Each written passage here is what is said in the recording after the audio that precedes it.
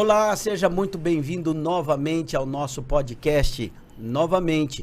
Podcast que tem o propósito de transformar a sua mente pela verdade da palavra de Deus, com base em Romanos 12:2, que diz: não vos conformeis com este século, mas transformai-vos pela renovação da vossa mente, para que experimenteis qual seja a boa, perfeita e agradável vontade de Deus. É verdade, Deus tem uma boa, perfeita e agradável vontade para você, para todos nós, e nós estamos aqui nesse podcast sempre com esse propósito, de renovar a sua mente pela verdade da palavra. A sua crença é muito importante.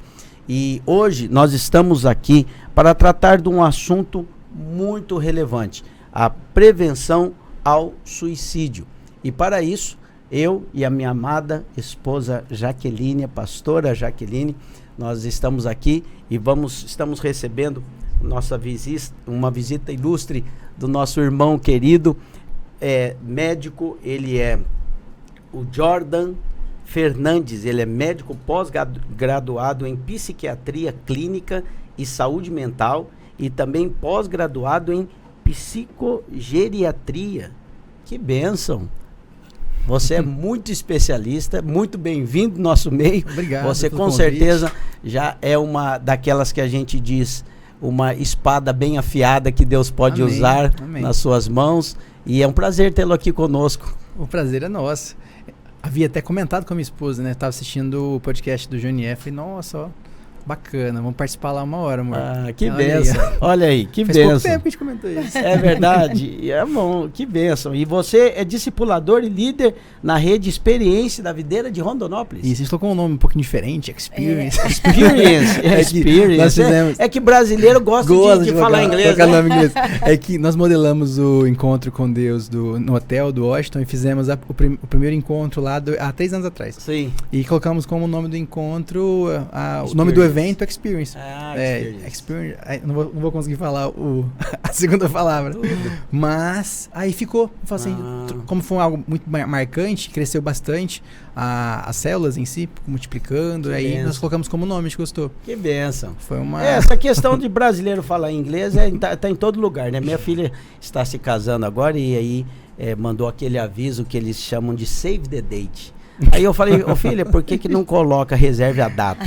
Aí ela, save the date. Eu falei, tá bom, os mais velhos vão ter que perguntar, o que é isso mesmo que vocês estão mandando? Mas legal, é muito bom a experiência de ver a igreja crescendo, avançando. Eu sei que você tem tido essa experiência lá, né? Mas o nosso assunto aqui hoje é realmente, esse é o mês, né, da prevenção ao suicídio. E eu já gostaria de começar aqui a nossa conversa te fazendo uma pergunta sobre esse mês. Você acha que é importante, mais atrapalha, mais ajuda? Qual que é a sua... o que você pensa a respeito de ter um mês que fala sobre esse assunto? Então, é um assunto muito pertinente. Nós estamos falando de algo que acomete 700 mil pessoas por ano. 700 mil? Por ano. Falando em questão global, obviamente. E o Brasil, ele está em 8º lugar. Ou seja, nós temos muitas pessoas que acabam, né? Nós acabamos perdendo elas para o suicídio em si. E é algo antinatural. Então, nós temos que entender que é necessário debater sobre o tema, mas não apenas em setembro. Isso deveria ser algo que nós deveríamos estar trabalhando durante todo o ano. Você acha que em algum momento, então, ele é falado no mês de setembro, mas depois meio que entra no esquecimento? Exato. Qual deveria ser o nosso real engajamento? Engajamento pela vida. Valorizar a vida diariamente. Claro. Então, da mesma proporção que eu começo a impulsionar as minhas redes falando sobre este tema em setembro, eu também posso, durante todo o ano, valorizar realmente o engajamento pela vida. Sim. Porque como que eu vou conseguir ter a percepção sobre o sofrimento de outra pessoa se eu não me importo com elas? É verdade. Então, acredito que esse é o ponto. Agora, realmente, é necessário que tenha um mês para que você tenha uma conscientização. Sim. Agora, nós temos que ter muito cuidado do que nós estamos publicando e postando. Por isso que as postagens devem ter uma empatia relacionada e também uma visão técnica. Você pode perguntar para um colega psicólogo, para um colega médico, se aquilo que você está postando faz sentido, se você vai estar ajudando, atrapalhando, ou seguir páginas como a Sociedade Brasileira de Psiquiatria, a Psicologia, para você entender como eles estão abordando o tema para seguir o exemplo, né? Modelar aquela publicação. Então, não vejo problema. Sim. Agora, quando nós não temos esse tato, aí sim, você pode prejudicar. Pode se tornar um problema essa ênfase muito localizada só num tempo, né? Então, vamos dar um passo atrás, porque eu gostaria de saber um pouquinho mais sobre você. Você é muito jovem para ter todas essas especializações aqui, ou parece muito jovem, não é tão jovem assim. Conta um pouquinho como é que foi aí a sua formação e depois as pós-graduações, como é que foi? O que levou você a escolher ser psiquiatra? Então, eu escolhi fazer a pós-graduação em psiquiatria devido à minha jornada como aluno. Então, eu me formei em 2017 e durante a minha formação eu tive excelentes professores. E um professor que me marcou muito foi um professor Valda, que ele tinha...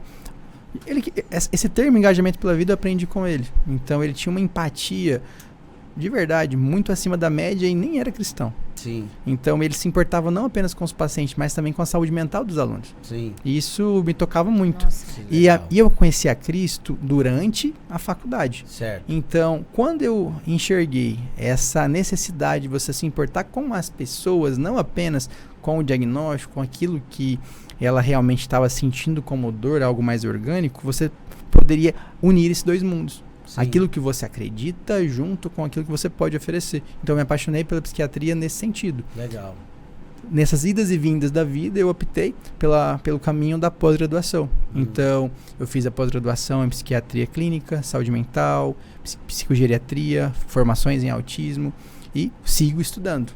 Então, acredito que é uma formação, nós temos que buscar uma formação contínua para continuar sempre se atualizando. E após a pandemia, nós tivemos um aumento expressivo Houve dos casos. Mesmo essa explosão assim desses problemas psicológicos. A gente vai sair um pouquinho do tema, mas ele vai estar conectado. Sim.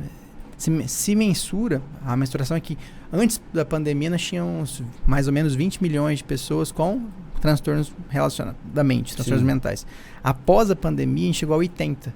Ou seja, a gente está falando quase metade da população sendo acometida com algum diagnóstico relacionado à ansiedade, depressão ou qualquer outra doença do espectro dos transtornos. É muita coisa. É muita gente. Praticamente uma explosão. Eu não saio do tema, mas eu gosto de pegar os ganchos aí que você diz. Eu achei muito interessante algo que você falou. Você se converteu na faculdade, que é um ambiente que normalmente a gente vê muitos jovens cristãos perdendo o rumo na faculdade. A gente diz, olha, a faculdade sempre é muito perigoso, porque começa... E é muito legal você vir com esse testemunho. Você não conhecia Cristo e se converteu, então, na faculdade. Terceiro semestre. Que legal. Eu era muito competitivo, de verdade. A faculdade faz isso com você. Você quer sempre estar tirando as melhores notas. Sim. E a faculdade, ela acaba bonificando os alunos que têm as melhores notas. Então, eu fiquei em um paradigma. Conheci algumas pessoas que elas eram boas alunas, se empenhavam de uma forma diferente e se importavam de um jeito que eu não conseguia entender. E aquilo me fez repensar vários pontos sobre a minha vida. E ali uma semente foi lançada. É aquela compaixão que é próprio também, você citou aí, ele não é nem cristão, esse professor que te incentivou a isso, mas existem pessoas que são realmente consagradas à sua profissão. E a profissão do médico, a medicina é muito nobre, porque ela é consagrada à vida, né?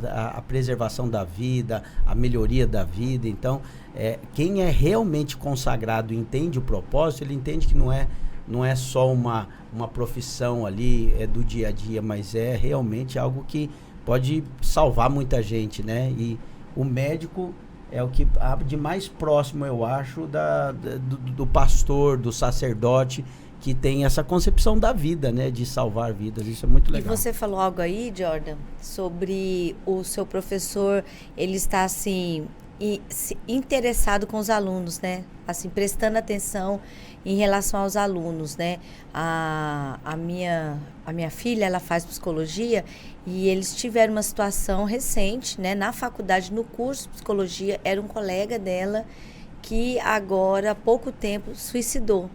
Então, assim, foi algo muito triste, né? Porque ele já estava formando junto com ela e morava fora, né? Estava ali sozinho e um dos professores A amiga sentiu falta, a colega sentiu falta e entrou em contato com o professor e aí eles fizeram toda uma ação e conseguiram chegar no apartamento, mas infelizmente ele já tinha morrido, né? Como que é importante essa questão, porque você tem alunos ali que, né, estão estudando nessa área, mas isso não quer dizer que quem está estudando está isento, né, isento ou que ele já tem habilidade para estar lidando com essas questões emocionais, né? Essa questão próprio são vários transtornos, né?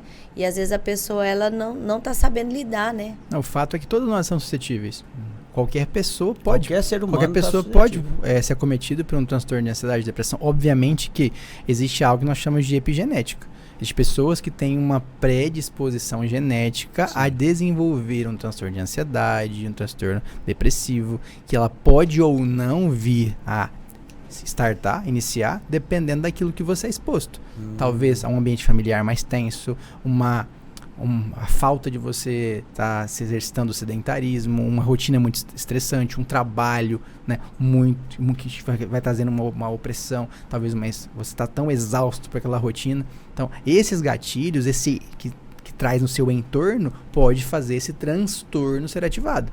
Sim. Então todos nós, em algum existe nível, existe sim a possibilidade. A possibilidade. Ainda mais se houvesse a questão da predisposição, uma questão genética. Exatamente. Né? Você vai observar, isso não é difícil. Se você for conversar com algum amigo, algum colega, que você vai perceber que ele tem o diagnóstico, se você pergunta dos pais e dos avós, sempre você vai estar escutando aquela mesma história. Então é algo que já está provado, existe essa correlação clínica.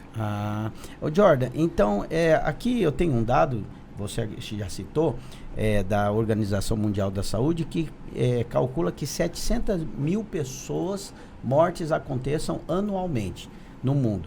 E de acordo com a Organização Mundial da Saúde também, 90% dos casos de suicídio poderiam ser evitados, né? Hoje nós vamos entrar assim, realmente nesse assunto, a pergunta que eu quero te fazer: existem sinais que essa pessoa costuma apresentar que pode indicar a presença dessas ideias suicidas e como a gente pode ajudar?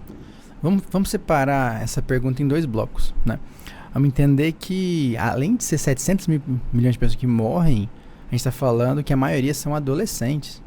Nossa, meu Deus. Entende? Deus. Então, se a gente está falando de 15 a 29 anos, óbvio que eu tô maioria adolescente? Agora, o bloco é de 15 a 29, mas se você separar esse bloco, a maioria são adolescentes. Então, nós estamos vivendo uma sociedade de crianças órfãos, de pais vivos, e também estamos perdendo esses jovens que não têm pais para direcioná-los muitas das vezes. É muito triste. Então, isso traz pra gente justamente esse ponto. Quais são os sinais que eu devo me preocupar? Mas, para ficar mais claro, vamos separar 6 grupos, onde eu tenho que ter uma preocupação maior. Sim. O primeiro grupo está relacionado a um dado da Sociedade Brasileira de Psiquiatria. A gente sabe que 96,8% de todos os casos de suicídio estão relacionados com algum transtorno mental.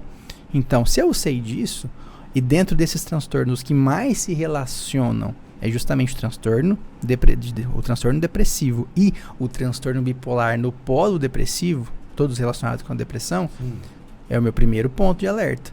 Então, se eu tenho esse diagnóstico, ou conheço alguém que está mais deprimido que o normal e já faz um tratamento, já eu tenho que ficar com essa observação. Você está dizendo que quase todos, 98 é 96,8, é muito. 96,8. Vai ter literatura que fala 90, mas é muita gente. Já está dando sinais. Exatamente. Existem sinais mais leves ou outros mais agudos? Existe de estatística, né? Estatisticamente, você tem uma maior chance. O segundo é justamente o transtorno de uso de substâncias. Uma pessoa que faz utilização de drogas, ela tem um menor limite com os impulsos. Então, se você não tem esse domínio por conta dessas substâncias, destes impulsos, você tem um sinal de preocupação a mais. Então, tem aquele colega que ele é usuário, que ele está passando por algum problema específico e está mencionando que está mais triste que o normal, olho nele. Ele está bem suscetível. Porque se ele utiliza e acaba se induzindo pelo uso daquela substância, a gente pode perder uma vida por conta dessa ação. Entendi. Um terceiro ponto que a gente pode até destacar é justamente a história de já ter tentado uma vez. É aquela questão que... Exato. A reincidência, na medicina eu sempre fala isso. Quando você já teve um diagnóstico, você tem a maior probabilidade de desenvolvê-lo outra vez. Sim. Então, a história de uma reincidência também tem um olhar um pouco diferente. Um outro grupo, vamos para o quarto grupo, que a gente tem que ficar de olho também, é justamente na história familiar de pessoas que cometeram suicídio. Nós sabemos que a cada pessoa que escolhe tirar sua própria vida, ela deixa 8 pessoas fragilizadas, pelo menos. É uma mãe, é um pai, é a esposa, Verdade. É o filho, é a filha. Ainda mais quando você assiste aquele ato. Então isso pode ser traumatizante. E isso pode... Não existe um estudo para explicar o porquê, mas se associa. Você está se associando ao trauma e não a uma realidade genética. Porque você falou de genética porque vai ter né? estudo que vai falar, poxa, então talvez aquele pai tinha um transtorno afetivo bipolar ou ele era depressivo, Sim. não fizeram um diagnóstico e como é genético, o filho também tinha, assistiu aquela situação, ficou fragilizado, passou por um problema e acabou tendo esse resultado. Então é algo para mim ficar preocupado também. Poxa, meu amigo, o pai dele se suicidou. Eu tenho que ter uma preocupação a mais com ele, eu tenho que ser mais solidário, eu tenho que perguntar como ele está, eu tenho que me preocupar com ele. Então são sinais claros. Sim. Outro ponto, pacientes que têm doenças limitantes. A pessoa viveu a vida inteira como esportista, aí ele é acometido por um câncer. Ele não consegue mais comer, ele não consegue mais andar, a vida perde sentido. Então, a frustração é muito grande. Né? Se ele não tiver uma rede de apoio muito grande, ele tem mais risco. Sim, entende? Sim. Não só isso, talvez uma limitação física, né? Você perde movimento, ou uma doença que pode trazer alguma limitação, como o Parkinson. Antes você era professor, escrevia na lousa de todos os quadros e agora você não consegue segurar uma caneta. Sim. Então, a questão de você perder algo ou uma capacidade, nesse algo pode ser também questão financeira. Sim. Você faliu. Tem pessoas que tiram a vida por conta de uma falência, né? Exatamente. A vida dele toda empenhada naquela empresa e tudo ali, a vida dele acabou. E o último ponto, pra gente fechar os 6 pontos que eu queria separar, é a solidão. Aquele amigo que do nada começou a se isolar. Antes ele estava em todas as aulas, agora ele não vai mais na aula, ele não responde seu WhatsApp, ele não conversa com você, ele se isola. Então a gente consegue separar 6 grupos que faz com que eu tenha que me preocupar um pouco mais. E aí entra o que falar, o que fazer. O que fazer, né? Como eu posso ajudar, né? Jordan, e isso inclui também, às vezes, pessoas que perdem entes queridos? Sim, entra na perda. Na perda, né? Exato. Que perdem pais, que perdem filhos, luto, perde esposa, marido, né? No trauma, né? Exato, um trauma, uma perda, o luto, por exemplo. Poxa, eu era muito ligado ao meu pai, ele parte de um jeito traumático. Além do trauma do que aconteceu, eu tenho o trauma do luto. Então eu tenho esse enlutamento, eu vou ter que elaborar, vou ter que viver esse momento. Mas se eu não tiver uma rede de apoio, um acompanhamento, pode ser que eu fique susceptível a o que pior possa vir a acontecer. Entendi. Depende muito também da sua estrutura. Então, pelo que você citou nesses 6 exemplos aí, é óbvio que existe muita muito ajuda profissional que é necessária, mas a empatia muitas vezes pode salvar muitas vidas.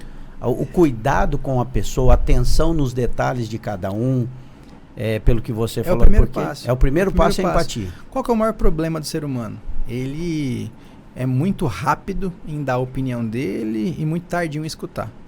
A gente não quer escutar, a gente quer dar opinião. E às vezes, a última coisa que aquela pessoa quer escutar é a sua opinião. Ela só quer ser ouvida, ela só quer ser entendida, ela só não quer ser julgada. E às vezes a gente escolhe a pior maneira de abordar. A gente começa abordando com aquele sem julgamento.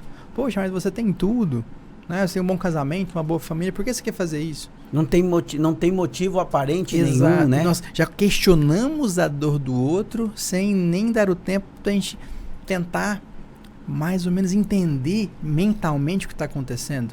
Então, por isso que às vezes a gente precisa de um olhar mais técnico. Eu nunca vou conseguir me colocar no seu lugar e sentir o que você está sentindo. Isso é impossível. Isso não é empatia. Empatia não é você sentir o que o outro sente.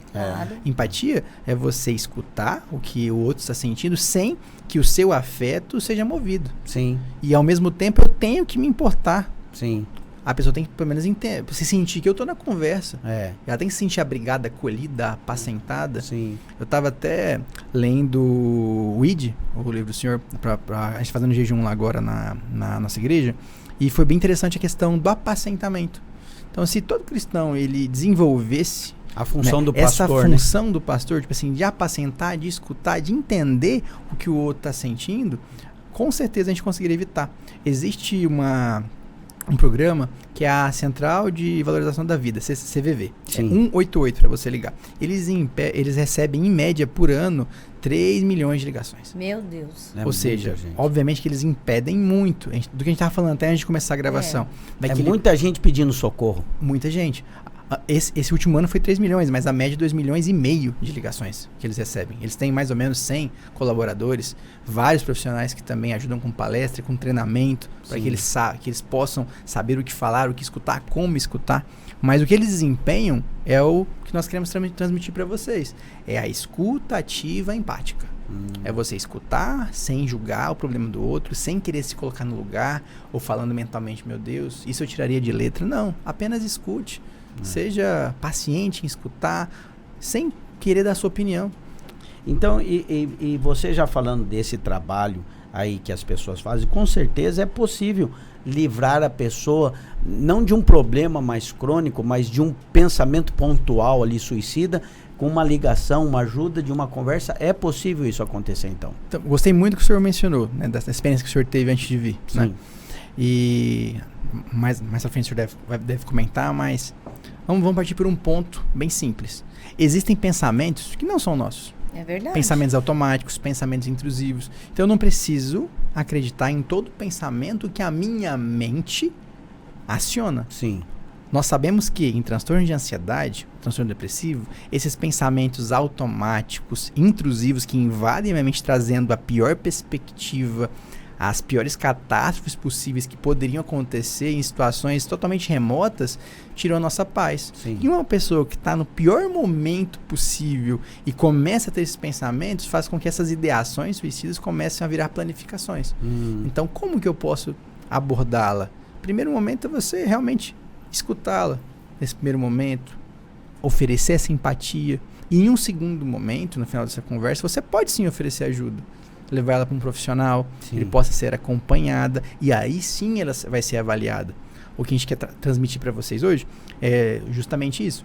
Vocês não vão ter a capacidade técnica de definir se aquele paciente ele vai ser internado, se ele vai fazer um tratamento medicamentoso ou apenas um suporte psicoterápico, ou as três possibilidades. Mas a ideia é transmitir essa empatia. Você ligar esse alerta. Poxa, peraí, eu posso ajudar. Eu posso oferecer os meus ouvidos, eu posso escutar, eu posso estar presente. Sim. Acredito que esse é o primeiro passo. E esse é o socorro mais fácil de chegar também, né? Um socorro ali imediato. Como você disse aí das ligações, né? É CVV, né? Sim.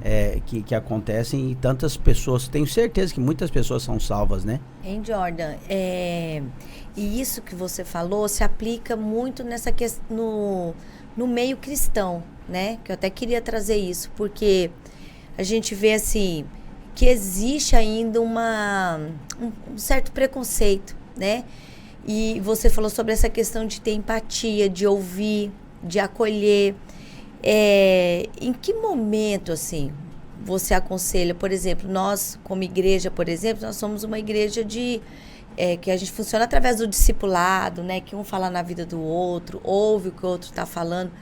Até que momento, assim, essa questão do apacentamento, ele ajuda e prejudica? Porque eu penso que existe um momento que a pessoa que está ali ouvindo, como que ele vai avaliar? Não, agora ele precisa de ajuda, qual seria o próximo passo?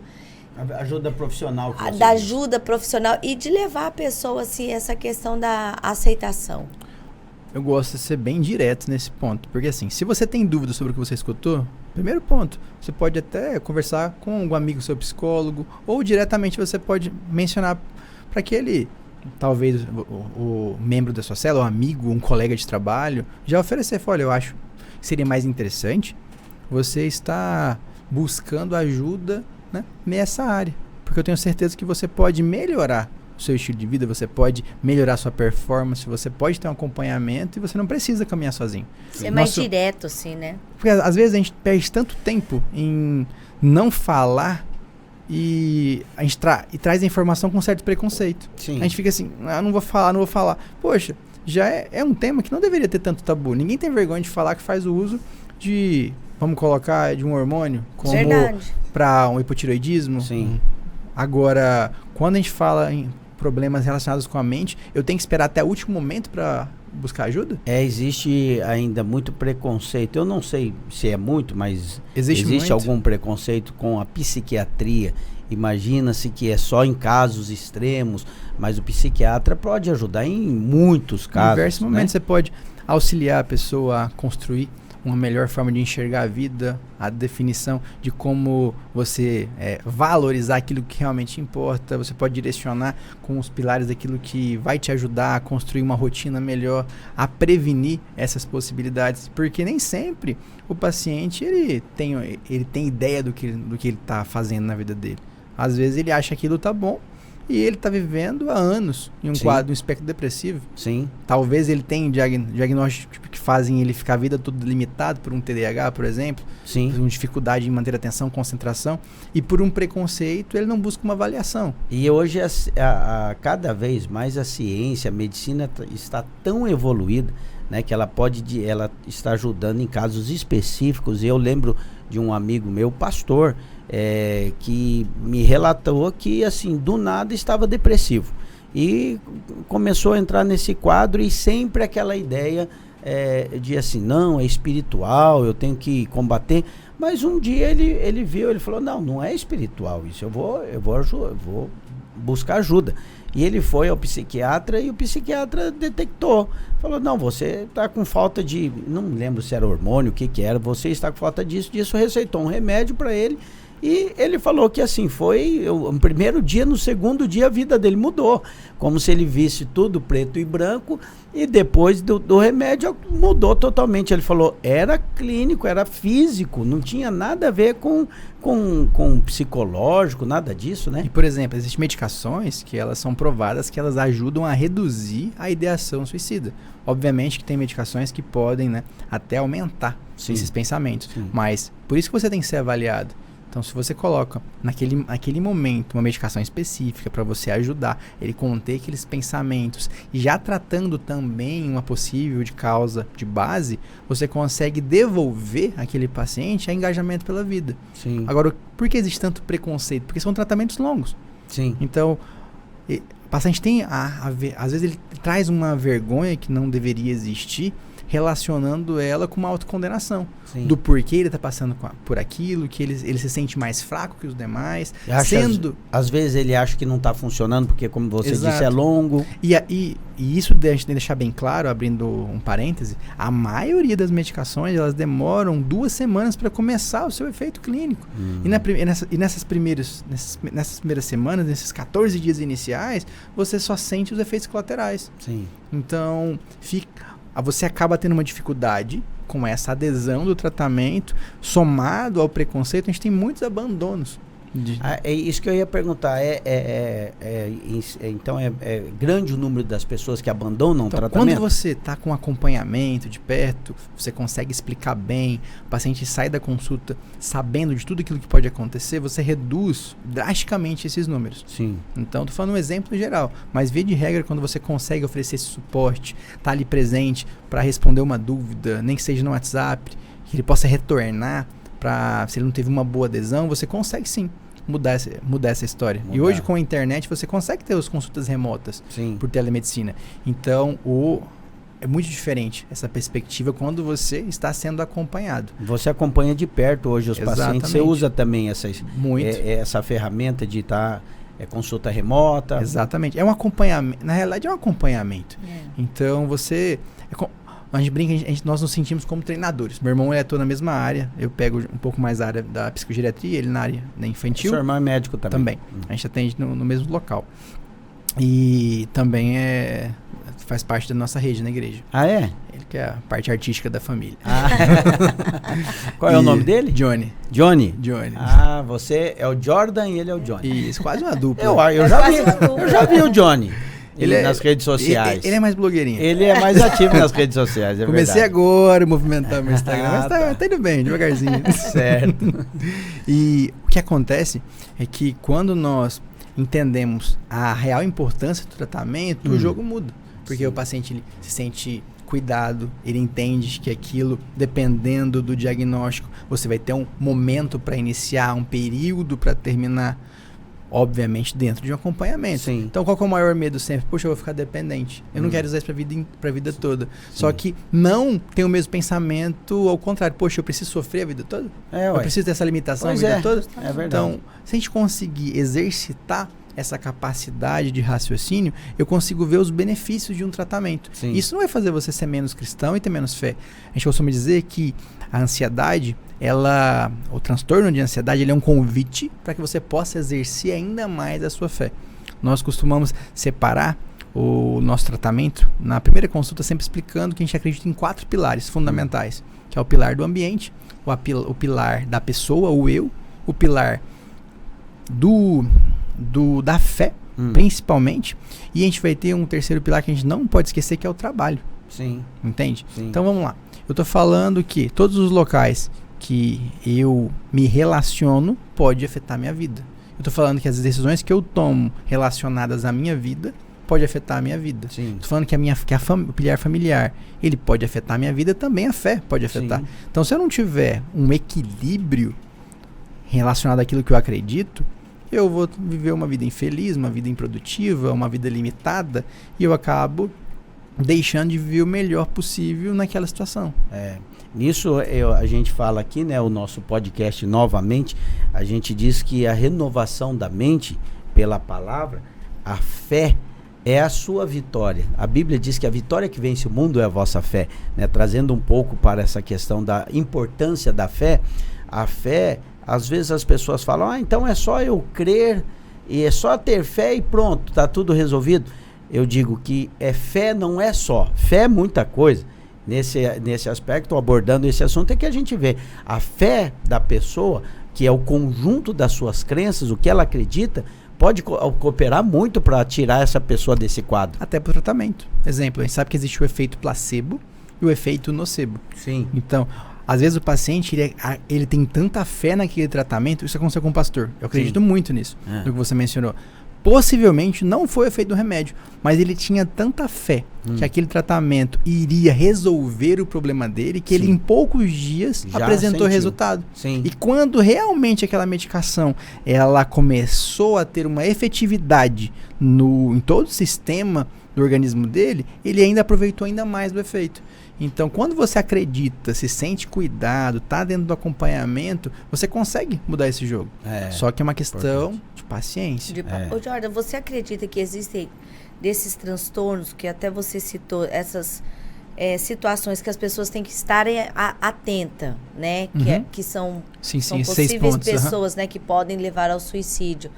Dependendo, a pessoa ela sempre vai ter que fazer uso de medicação? Depende muito do diagnóstico. Depende, vamos dar um exemplo, né? Quando a gente fala de transtorno de ansiedade, a gente tem que treinar muito a mente daquele paciente. Ele vai ter que fazer terapia, melhor ainda que for uma terapia cognitivo-comportamental, ajustar todos os possíveis gatilhos, saber reconhecer esses pensamentos, questionar esses pensamentos, treinando a mente dele junto com o tratamento medicamentoso.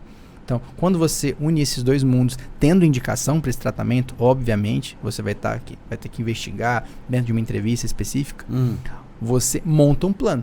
Dentro desse plano, você vai traçar uma meta e possivelmente, sim, ele vai conseguir ter uma alta, dependendo do desempenho dele, aquilo que ele vai adicionar para a vida dele. Imagine que o seu corpo, ele sempre busca um equilíbrio. Sim. Mesmo quando você tenha valores totalmente desequilibrados. Um paciente diabético sem tratamento, o corpo vai tentar se equilibrar da forma que ele consegue. Sim. Da mesma coisa acontece com o paciente ansioso. O corpo ele busca aquela homeostase, busca aquele equilíbrio no ambiente mais ansioso. Sim. Você vai ficar sempre hiperativo, com o sistema de alerta ligado, podendo até ter crise de ansiedade a cada momento. Então, quando eu entendo que existe esse treinamento, esse tratamento, com acompanhamento adequado, nesse caso, eu consigo sim visualizar uma alta da medicação. Agora, existem diagnósticos que são transtornos mais orgânicos. Quando a gente fala um transtorno afetivo bipolar, o paciente ele precisa sim de fazer um tratamento para que ele tenha uma estabilização do seu humor. O transtorno afetivo bipolar ele tem uma incidência de 4% da população. Então é muita gente. É muita gente. Ou seja, agora por preconceito eu vou ficar a vida inteira em picos de mania, em períodos de depressão? Não precisa, não né? tem necessidade. Não tem você necessidade. pode fazer uso de uma medicação que você vai estar com acompanhamento com um especialista.